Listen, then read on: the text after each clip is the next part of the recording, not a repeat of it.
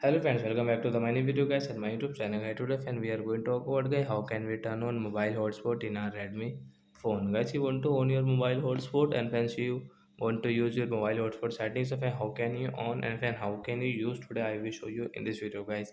So before starting video fan, first of all go and subscribe the channel guys, click the bell icon and like the video guys. So friends, now let's see guys how can we turn on mobile hotspot and then how can we use it. So first of all guys, we will on our phone setting guys. After on phone setting guys, scroll it friends, you can see guys your portable hotspot guys, tap here. As you can see your portable hotspot means guys mobile hotspot guys, you can on from here this right side. So you can use your hotspot setting. As you can see guys your password guys, you want to check your password. So once you can check from here, you want to add something else in your password, you can add from here. You can check your device name also guys. And friends, you can see your one time data limit setting guys, you want to change. So guys you can change from here, you can on and off from here your one time data limit setting. And guys you can see the share QR code guys, you want to share your hotspot, you can share from here.